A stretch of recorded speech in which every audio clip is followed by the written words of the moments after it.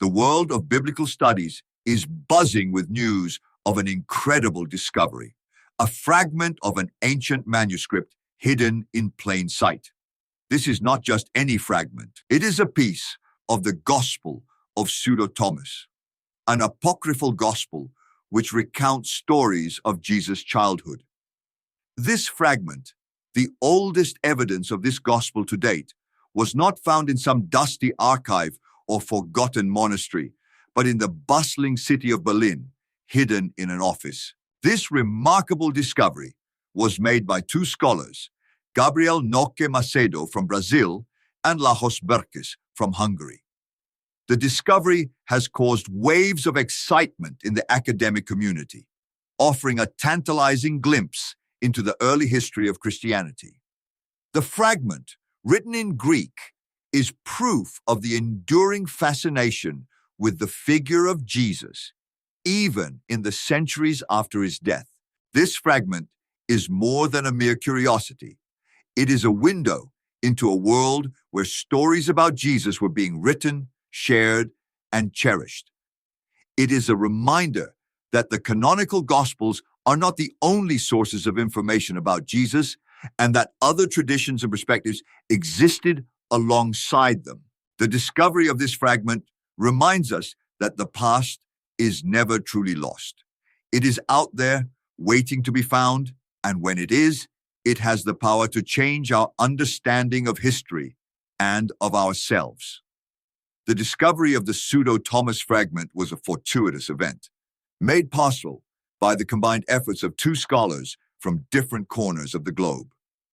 Gabriel Noque Macedo, a Brazilian researcher affiliated with the University of Rome, and Lajos Berkes, a Hungarian academic based at the University of Cologne, were united by their common interest in early Christian literature. Macedo, known for his work on early Christian apocrypha, was visiting Berkes in Berlin when the discovery was made. Berkes, an expert in ancient Greek literature, had the fragment stored in his office among a collection of papyrus fragments he had acquired over the years. It was during a casual conversation about their research interests that Berkes mentioned the fragment to Macedo. Intrigued, Macedo asked to see it. As soon as he laid eyes on the Greek writing, he recognized the distinctive style and content of the Gospel of Pseudo-Thomas. Excited by their discovery, the two scholars immediately began to analyze the fragment in more detail. They meticulously transcribed the faded text, comparing it with known versions of the Gospel of Pseudo-Thomas. The realization that they had found something truly extraordinary dawned on them. The oldest known fragment of this enigmatic gospel, a text that offered a unique glimpse into early Christian beliefs about Jesus' childhood. The Gospel of Pseudo-Thomas, often confused with the Gospel of Thomas, is a very different kind of text. While the Gospel of Thomas presents a collection of sayings attributed to Jesus, the Gospel of Pseudo-Thomas focuses on his childhood, portraying him as a miracle worker from a young age. This gospel, not included in the biblical canon, was widely circulated in early Christianity, captivating imaginations with its stories about the young Jesus. The fragment discovered by Macedo and Berkes contains a story about Jesus performing a miracle on the Sabbath. It was the Sabbath day, and there were many children with Jesus, who at the time is estimated to have been between 5 and 10 years old. He took soft clay, and from it molded 12 sparrows. Seeing the boy Jesus do this, a Jew went and told Joseph, accusing the boy Jesus of doing this on the Sabbath day. And Joseph rebuked Jesus.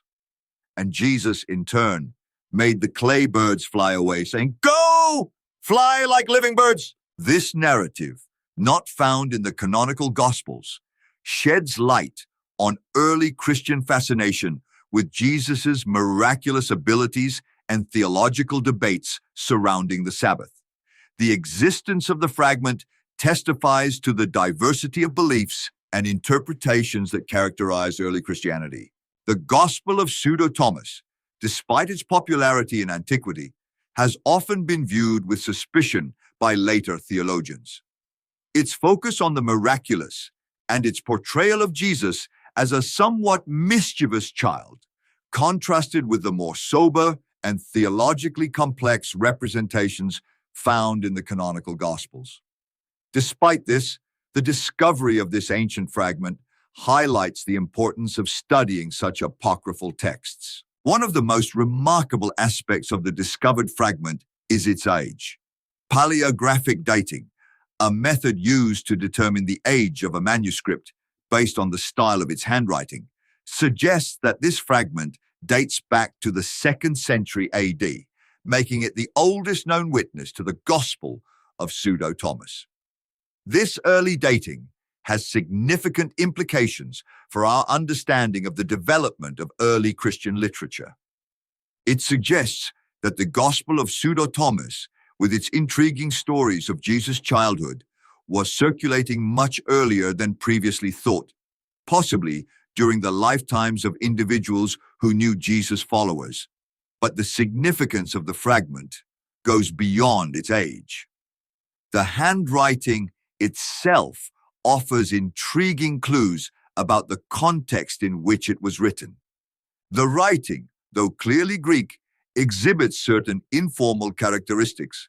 These suggest that the fragment may have been a student's writing exercise rather than a carefully produced literary work. This informality makes the discovery even more fascinating. It offers a glimpse into the everyday lives of early Christians, showing how stories about Jesus were being copied, studied, and perhaps even debated in informal settings like classrooms. It is a reminder that the spread of Christianity was not solely the work of bishops and theologians, but also of ordinary individuals engaging with their faith. A great discovery. Well, now let's wait for more interesting news on this and other topics, so don't forget to subscribe, activate notifications, and leave your comments on our channel. Goodbye.